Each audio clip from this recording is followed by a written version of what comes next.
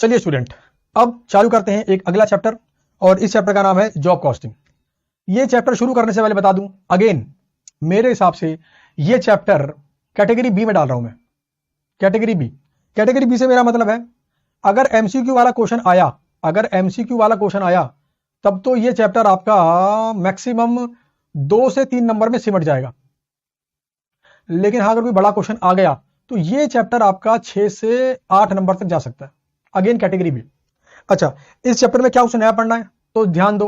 अगर आपका cost sheet chapter तैयार है, मतलब कॉस्ट शीट चैप्टर के पूरे का पूरा फॉर्मेट अगर आपको याद है, कौन सा खर्चा कहां पर क्यों आता है, खर्चा आइडेंटिफाई कैसे करूं याद है, प्लस आपका चैप्टर है मटेरियल कॉस्ट, वो अगर आपको आता है तो भाई साहब ये आपका ऑटोमेटिक हो चुका है। इस चैप्टर में कोई भी नया कॉन्सेप्ट है ही नहीं।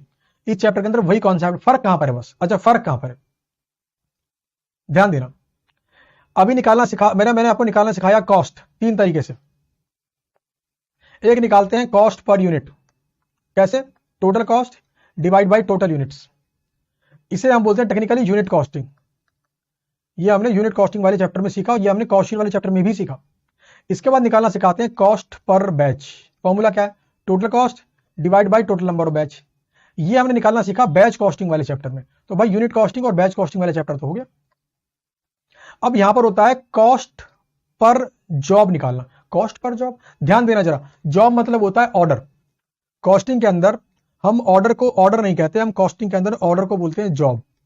जैसे मान लो मैं किसी टेलर के पास गया और उसको मैंने बोला साहब मेरे कोट पैंट सी दो, है ना, मुझे सेमिनार करना है, मुझे बच्चों से मिलना है, क्लास चालू होने वाली, नया बैच चालू होने वाला है, तो मेरा नया कोट पैंट सिल दो। तो उसको मैंने बेसिकली क्या दिया? ऑर्डर। अपनी लैंग्वेज में उसे क्या बोलूंगा मैं? ऑर्डर। बट वो क्या बोलेगा? मेरे पास जॉब आई है, मेरे पास काम आया है। तो भाई जब कॉस्ट पर जॉब निकालनी है तो सिंपल सी बात है, कॉस्ट पर जॉब निकालनी है तो जो जॉब होती है ना हर किसी की अलग अलग होती है। भाई मेरे जो पैंट का नाप है और किसी और की पैंट का जो नाप है, दोनों में डिफरेंस होगा। इसका मतलब मेरा जो ऑर्डर है वो यूनिक होगा और उसका जो ऑर्डर है वो यूनिक होगा। भाई हम दोनों का ऑर्डर यूनिक होगा। हालांकि जमाना आजकल रेडीमेड गारमेंट का चल रहा है, आपको मल्टीपल साइज दे देते हैं, वो मीडियम, स्मॉल, लार्ज, देख लो जो सा कंफर्टेबल हो रहा है आपको। थोड़ा बहुत अनकंफर्टेबल है तो भैया उसे मॉडिफाई कर लो, फिट कर लो, थोड़ा सा फिट करवा लो अपने हिसाब से। तो बेसिकली यहाँ पर क्या है? यहाँ पर जॉब की बात कर रहे हैं। तो होता क्या है, यहाँ पर जब निकालते हैं कॉस्ट पर जॉब तो हम स्पेसिफिकली निकालते हैं उस जॉब के लिए कितनी कॉस्ट आएगी हमारी। यानी मान लो मैं किसी मैन्युफैक्चरर के पास चला गया और मैंने बोला भैया मेरे लिए एक आप ऐसा स्पेशल लैपटॉप बनाओ जो बहुत तेज चलता हो, जहां पर जो मतलब बिल्कुल हैंग ना करे, मतलब 1 सेकंड भी हैंग ना करे, या कह लो जो माइक्रो मिनी सेकंड भी हैंग ना करे, भले कितना खर्चा आ जाए। तो ये किसका ऑर्डर है? मेरा ऑर्डर है। तो मेरे इस ऑर्डर को फुलफिल करने में उसे कितना खर्चा आएगा वो निकालेगा। तो वो क्या निकालेगा? वो निकालेगा उस जॉब को पूरा करने में उसे कितना खर्चा आएगा। इसके लिए क्या इस्तेमाल करेगा? इसके लिए इस्तेमाल तो कॉस्ट शीट ही करेगा वो भी, बट वो कॉस्ट शीट बनेगी स्पेशली फॉर माई जॉब, और वो मेरी जॉब के लिए बनेगी एज पर माई रिक्वायरमेंट। तो बस यही है, कॉस्ट फॉर जॉब के अंदर हम निकालते हैं कॉस्ट फॉर दी जॉब, और यूज यहां पर भी होता है कॉस्ट शीट का ही। आइए क्वेश्चन नंबर 1 करते हैं। Very very easy question and very very good question. ये गुड किस लिए? सिर्फ और सिर्फ कॉन्सेप्ट को रिवाइज करने के लिए गुड है ये। तो सी मतलब है कॉन्सेप्ट, नॉट की सी कैटेगरी, ठीक है ना। चलिए पढ़ते हैं क्वेश्चन को। आइए पहले पढ़ते हैं क्वेश्चन की रिक्वायरमेंट। क्वेश्चन हमसे चाहता क्या है? ये रही क्वेश्चन की रिवर्स रीडिंग टेक्निक यानी कि रिक्वायरमेंट। सबसे पहले क्वेश्चन ने क्या बोला? भैया बना दो job cost sheet, format same रहेगा। फिर कहता है भैया calculate the entire revise cost using current year actual figures. इसका मुझे क्या पता, यहां से मुझे क्या पता पड़ गया? यहां पर मैं निकाल रहा हूं एक estimated type of cost, but मुझे जो रिकवरी रेट निकालने हैं, जो मुझे ओवरहेड रिकवरी रेट निकालने हैं, वो मैं खुद से डिसाइड करूंगा। देखो अभी तक क्वेश्चन में क्या था? ओवरहेड किस बेस पे चार्ज होगा, क्वेश्चन ने मुझे बताया। यहां पर मुझे क्वेश्चन ने फ्री छोड़ दिया, बोला यार तुम खुद डिसाइड कर लो on the basis of actual figures कि क्या आपका रिकवरी रेट होगा। मैंने कहा ठीक है भैया। इसके बाद इसने क्या बोला? 20% ऑफ कॉस्ट ऐड कर दो टू डिटरमाइन सेलिंग प्राइस। इसका मतलब है कॉस्ट निकालो और उस कॉस्ट में ऐड कर दो 20% ऑफ कॉस्ट, और ये बन जाएगा आपका selling price for job. Selling price for job, ठीक है। चलिए जी अब पढ़ता हूं क्वेश्चन को। कहता है ए shop floor supervisor of A small factory presented the following cost for job number 303। Underline करो जॉब नंबर। इसका मतलब ये पूरे का पूरा खर्चा सिर्फ और सिर्फ एक ही ऑर्डर को पूरा करने में हुआ है, या फिर कह लीजिए होगा। To determine the selling price. अच्छा, ये उसने लगाया आइडिया। उसने क्या बनाया आइडिया? उसने बोला 70 रुपए खर्च होंगे एज डीएमसी। ये क्या है मेरा? डीएमसी। ओके। 45 रुपए खर्च होंगे एज डीएलसी, जहां पे लगेंगे 18 घंटे और रेट है 2.5 रुपए पर घंटा। यानी वर्कर्स को हम पे करते हैं 2.5 रुपए पर आवर के हिसाब से। डिपार्टमेंट एक्स में लगेंगे 8 घंटे, डिपार्टमेंट वाई में लगेंगे 6 घंटे, और जेड में लगेंगे 4 घंटे, तो 6 + 4 + 8 कितने हो गए 18 घंटे। इसका मतलब डिपार्टमेंट एक्स, वाई और जेड में कितना लेबर कॉस्ट लगेगा, क्या मैं अलग अलग निकाल सकता हूं? Answer is yes. देखो 8 घंटे यहां काम होगा, 6 घंटे यहां काम होगा, 4 घंटे यहां काम होगा। रेट मुझे पता है, 2.5 रुपए यहां लग रहे हैं पर आवर, 2.5 रुपए यहां लग रहे हैं पर आवर और 2.5 रुपए यहां लग रहे हैं पर आवर। कितना कितना आ गया, 8 गुना 2.5 20 रुपए, 6 गुना 2.5 15 रुपए और 4 गुना 2.5 10 रुपए। तो भाई 20, 15, 35 और 10, 45। लो जी, आपकी फिगर भी वेरीफाई कर गई। ओके, इसके बाद बोला चार्जेबल एक्सपेंस। ये चार्जेबल एक्सपेंस कौन सा खर्चा है? अरे भाई यही तो नाम है डीई का। डीई का एक और नाम है, इसको बोलते हैं चार्जेबल एक्सपेंस। ये है मेरे 5 रुपए। तो ये कौन से खर्चे हैं मेरे? ये मेरे खर्चे कौन से हैं? ये खर्चे हैं मेरे डायरेक्ट कॉस्ट, मतलब वो खर्चे जो स्पेसिफिकली मैं इसी ऑर्डर के लिए खर्च करूंगा। तो ये खर्चे तो मेरे एज इट इज रहेंगे। अच्छा, फर्क कहां पर आएगा? फर्क आएगा ओवरहेड में। इन भाई साहब ने ओवरहेड ऐड कर दिया और क्या बोल दिया, 33% ऑफ बस एक्सपेंस, मतलब 120 का निकाल दिया 33% और 40 रुपए ऐड कर दिए। एक बार देखूं जरा इतना आ भी रहा है कि नहीं आ रहा है?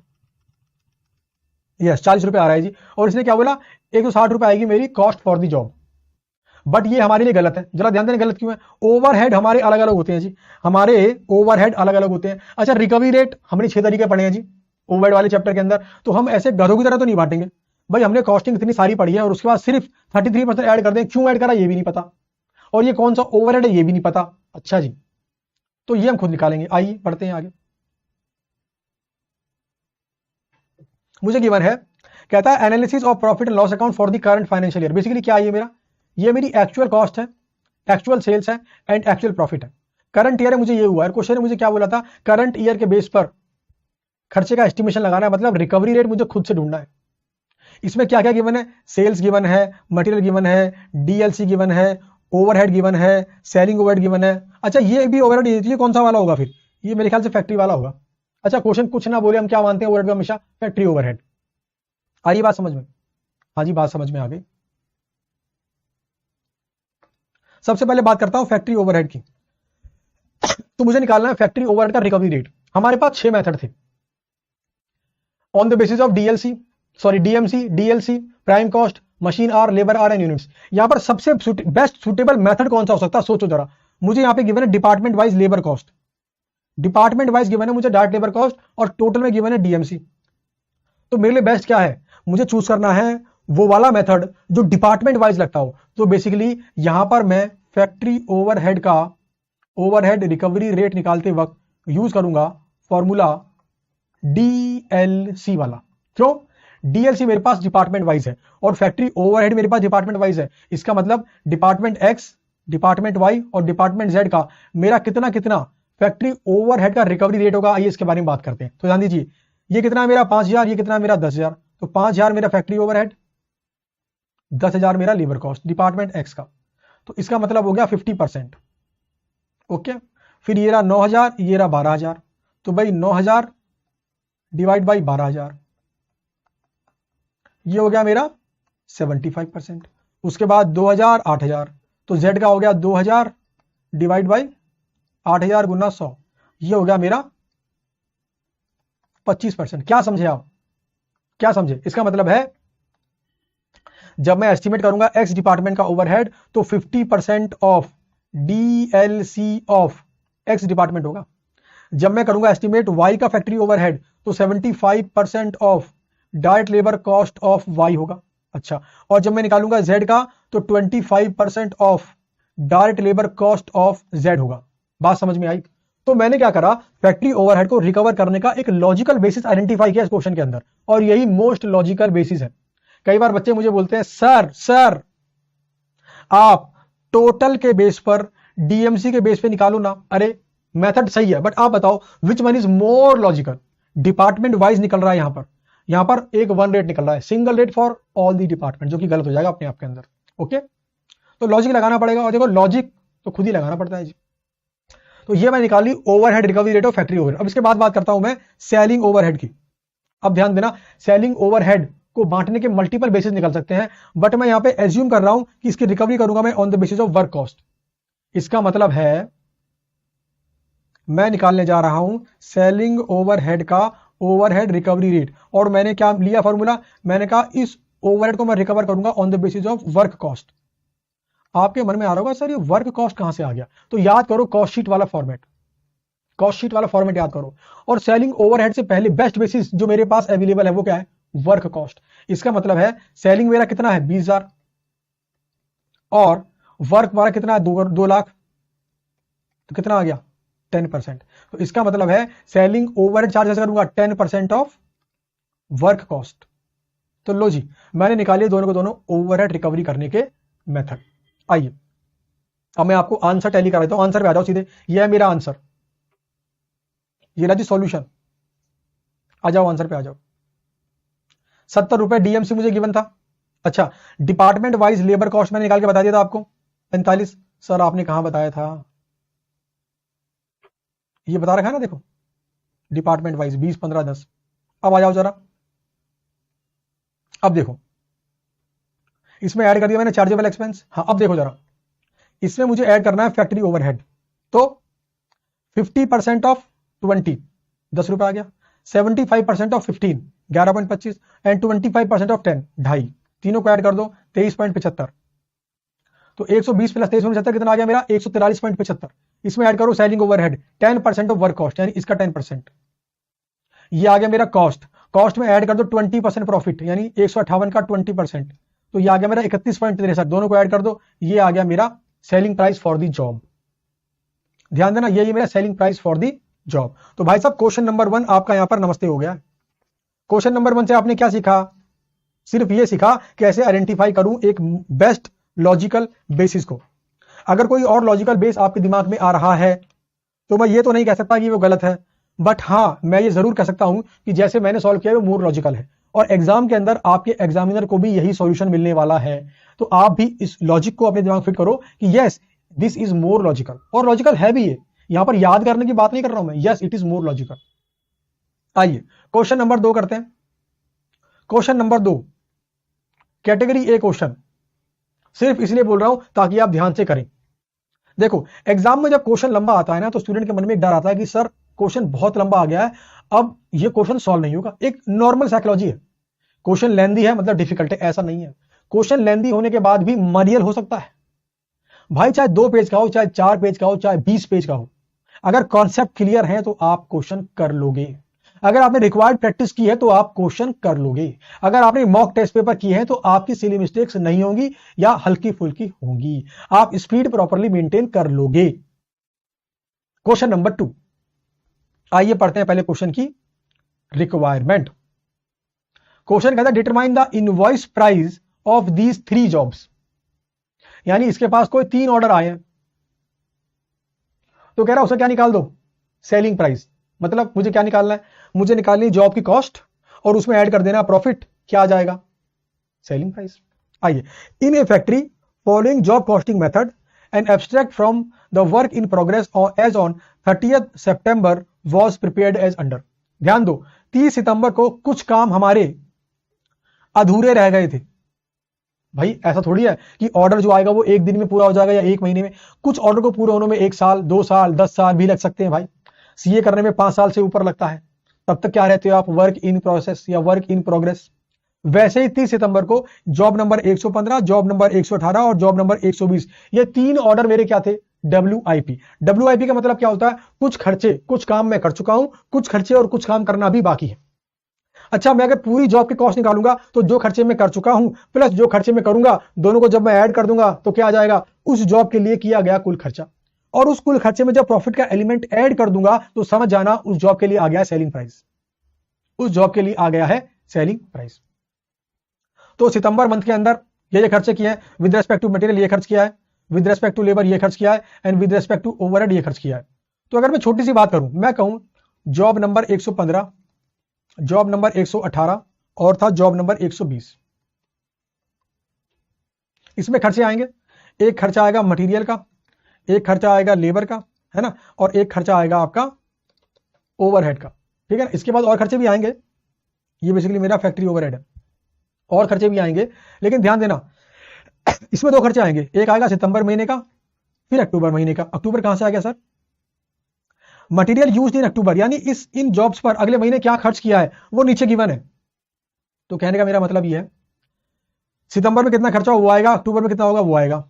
सितंबर में कितना हो गया, अक्टूबर में कितना होगा, सितंबर में कितना, अक्टूबर में कितना। तो अगर मैं आपसे बोलूं सितंबर में क्या क्या खर्च हुआ है, लिख दो यहां पर टेबल नंबर 1 पढ़कर। तो ध्यान दो 1325 यहां खर्च हुए हैं 115 के लिए, 810 यहां खर्च हुए हैं और 765 यहां खर्च हुए हैं। कोई डाउट? No doubt. सितंबर महीने में लेबर पे खर्च हुआ है, यहां पे खर्च हुए 800 रुपए, 118 पे खर्च हुए 500 रुपए, जॉब नंबर 120 पे खर्च हुए 475। सर ये देख कहां से रहे हो आप? अरे यार यहां से भाई, ये रहा मटेरियल, ये रहा लेबर और ये रहा ओवरहेड। ठीक है, इसके बाद फैक्ट्री ओवरहेड, ये रहा 640 इस जॉब का, 400 रुपए इस जॉब का और 380 रुपए इस जॉब का। ये तो बड़ा सिंपल थी, क्वेश्चन ने जो बोला सिंपल लिख दिया मैंने बस, और मैंने क्या किया, कुछ भी नहीं किया। आइए इसके बाद बढ़ते हैं आगे, अक्टूबर महीने की बात कर रहा है। तो जो मैंने लिखा था ना वहां पर देखो, वो मैंने आपके सॉल्यूशन में लिख के दिया है, सितंबर महीने खर्चे। ओके, आइए इसके बाद बढ़ते हैं आगे, अक्टूबर की बात कर रहा है। देखो हमें कुछ गिवन है, देखो ये क्या होता है मेरा MRN, बेसिकली ये है मेरा मटेरियल रिक्विजिशन नंबर। ये होता क्या है, जब भी कोई कंपनी प्रोडक्शन करने के लिए मटेरियल का इस्तेमाल करती है तो मटेरियल उसे इशू करवाना पड़ता है, किससे, मटेरियल डिपार्टमेंट से। तो मटेरियल डिपार्टमेंट जब मटेरियल इशू करता है ना, तो एक चिट्ठी पर लिखता है कौन कौन सा मटेरियल किस जॉब के लिए इशू किया, और उस चिट्ठी का नंबर भी होता है। तो ये बता रहे चिट्ठी नंबर 54 ये इशू करी गई है जॉब नंबर 118 के लिए। अच्छा, चिट्ठी नंबर 55 ये इशू करी जॉब नंबर 118 के लिए। अच्छा, चिट्ठी नंबर 56 ये इशू करी जॉब नंबर 118 के लिए। तो कितना कितना मटेरियल यहां पे लगाया है वो बताया है। ऐसे ही आगे भी है, पर्ची नंबर 5758 जॉब नंबर 120 121 124। ऊपर जरा आ जाओ, ऊपर जरा लौट के आओ एक बार। यहां पर किस जॉब की बात करने के लिए बोला क्वेश्चन है, क्वेश्चन ने हमें बोला जॉब नंबर 115 118 और 120 का निकालो सेलिंग प्राइस। इसका मतलब यह है 121 जॉब की इंफॉर्मेशन मेरे लिए बेकार है, मुझे कुछ करना ही नहीं है ना, मुझे इसके लिए प्राइस निकालना ही नहीं है। उसके बाद जॉब नंबर 124 अगेन मेरे लिए बेकार है, बिकॉज मुझे इसके ऊपर प्राइस निकालना नहीं है, मुझे प्राइस निकालना है जॉब नंबर 115 का, 118 का और 120 का। बात समझ में आती है? उसके बाद बात करते हैं लेबर आवर्स, कहां पे कितने कितने घंटे लगे ये गिवन है। जॉब नंबर 115 में कितने लगे, जॉब नंबर 118 में कितने लगे, जॉब नंबर 120 में कितने लगे। अगेन जॉब नंबर 121 मेरे लिए बेकार है, मुझे क्या करना है इस इंफॉर्मेशन का, जो क्वेश्चन की रिक्वायरमेंट ही नहीं है वो इंफॉर्मेशन मेरे लिए बेकार है। जॉब नंबर 124 में क्या खर्चा लगा, मुझे क्या करना है इसका। अब जरा ध्यान देना, शॉप ए में कितने घंटे काम हुआ और शॉप बी में कितने घंटे काम हुआ, यहां पे दे रखा है। अच्छा जी, इसके बाद नीचे के बारे में indirect labour, machine breakdown, over time, sorry idle time and over time. Basically ये मेरा सारा का सारा क्या है, ओवरहेड वाला खर्चा। और ध्यान देना, जब भी मैं जॉब के लिए कॉस्ट निकालता हूं मैं ओवरहेड चार्ज करता हूं on the basis of recovery rate. Okay, चलिए आगे पढ़ता हूं। क्वेश्चन आगे बोला, इस shop credit slip was issued in October, material issued under parchi number 54। पर्ची नंबर 54 में जो मटेरियल हमने इशू किया था was return back to store as being not suitable. Underline करो, 54 नंबर पर्ची में हमने कुछ मटेरियल इशू किया था। तो 54 नंबर पर्ची में ये रहा, हमने 300 रुपए का माल इशू किया था और बाद में क्या बोल दिया, ये जॉब नंबर 118 के लिए सुटेबल नहीं है। इसका मतलब है ये खर्चा जॉब 118 के लिए हुआ ही नहीं। अरे ये बात समझ में, ये खर्चा जॉब नंबर 118 के लिए हुआ ही नहीं। आइए इसके बाद बढ़ते हैं आगे। A material transfer note issued in October indicated that material issued under parchi number 55 for job 118 was directed to job 124। आओ जरा ऊपर, कौन सी बोले थे, पर्ची नंबर क्या था, पर्ची नंबर 55। पर्ची नंबर 55 जो हमने इशू करी थी जॉब नंबर 118 के लिए 425 रुपए का मटेरियल, ये 425 रुपए का मटेरियल हमने 118 में नहीं, हमने 124 में इस्तेमाल किया है। और मजे की बात, 124 का तो हमने कुछ निकालना ही नहीं है, क्योंकि हमें निकालना है 115 का, 118 का और 120 का। तो कुल मिलाकर बात क्या हुई, पर्ची नंबर 56 और पर्ची नंबर 57, बस ये दो हमारे रिलेवेंट है। यानी 118 में ऐड कर दो 515, 120 में ऐड कर दो 665। आओ जरा ऐड कर दें, 118 में ऐड कर दिया 515 और 120 में ऐड कर दिया 665। ये क्या था मेरा मटेरियल कॉस्ट, सिंपल। आइए इसके बाद बढ़ते हैं आगे। कहता है the hourly rate in shop ए 3 रुपए पर घंटा एंड शॉप बी में 2 रुपए पर घंटा। अच्छा, फिर बोलता है, चलो पहले यहां तक कर लेते हैं। अब जरा ध्यान दो, इसका रेट है 3 रुपए घंटा तो मल्टीप्लाइड बाय 3, इसका रेट है 2 रुपए घंटा यानी मल्टीप्लाइड बाय 2, इसका रेट 3 रुपए घंटा, इसका रेट 3 रुपए घंटा, इसका रेट 2 रुपए घंटा, इसका रेट 2 रुपए घंटा। तो भाई निकाल दो, कितनी लेबर कॉस्ट, तो 25 गुना 5 125, 27 और 60 330, और 225 और 20 245, तो ये क्या है मेरा लेबर कॉस्ट, 125 330 245, तो ये रहा 125 330 245। लो जी, आगे मेरी लेबर कॉस्ट। अब इसके बाद बात करूंगा मैं ओवरहेड की, इसके बाद बात करूंगा मैं ओवरहेड की। आइए, क्वेश्चन ने क्या बोला, factory overhead is applied as at the same rate in September, job number 115 118 120 work completed in October. तो देखो अक्टूबर में पूरी जॉब खत्म हो रही है, मतलब काम पूरा हो जाएगा। इसके बाद क्वेश्चन ने बोला you are asked to compute the factory cost of completed job, it is practice of management to put 10% of factory cost as admin and selling overhead and invoice the job to customer on total cost पर 20% profit. तो ध्यान देना जरा, यहां पर क्या हुआ, question ने क्या बोला, एडमिन एंड सेलिंग ओवरहेड क्या होगा मेरा 10% of factory cost, 10% of factory cost, और मेरा प्रॉफिट क्या है 20% ऑन कॉस्ट, और मेरा प्रॉफिट क्या है 20% ऑन कॉस्ट। बात समझ में आ रही है, यहां तक पहले एब्जॉर्ब करो।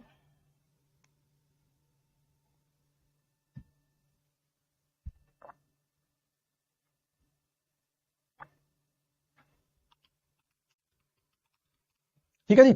अच्छा, अब जरा ध्यान देना, किसकी बात करनी है मुझे मेन बात करनी है फैक्ट्री ओवरहेड की। ये सारे खर्चे कौन से हैं, ये सारे खर्चे हैं मेरे फैक्ट्री ओवरहेड, यानी ये खर्चे मुझे अलग से ऐड नहीं करने, मुझे निकालनी है रिकवरी रेट और उसके बेस पे खर्चे को ऐड करना है, मुझे एक्चुअल फैक्ट्री ओवरहेड से कोई मतलब नहीं, यानी ये इंफॉर्मेशन मेरे लिए बेकार है। अब मुझे ये बताओ मेरे लिए बेस्ट बेसिस क्या होगा, फैक्ट्री देखो मुझे क्या निकालना है, मुझे निकालना है factory overhead recovery rate. Again 6 method है मेरे पास। बेस्ट बेसिस क्या है मेरे पास, देखो मेरे पास ओवरहेड है सितंबर महीने का, और मेरे पास डीएलसी भी है सितंबर महीने का, बेस्ट रहेगा मेरे लिए। तो देखो 640 बटा 800 कितना आएगा, 640 बटा 800 कितना आएगा 80%।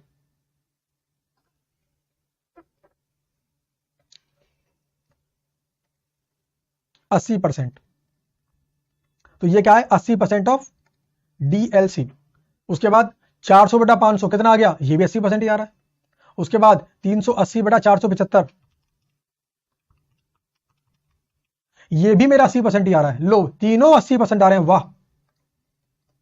इसका मतलब है मेरा फैक्ट्री ओवरहेड है 80% ऑफ डीएलसी। तो सितंबर का डीएलसी का 80% सितंबर का ओवरहेड। तो अब मुझे निकालना है फैक्ट्री ओवरहेड ऑफ अक्टूबर।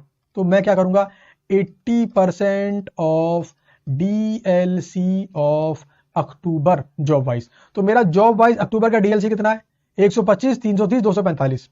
तो सिंपल सी बात है 125 का 80% आ गया 100, उसके बाद 330 का 80% आएगा 264, और 245 का 80% आएगा 196।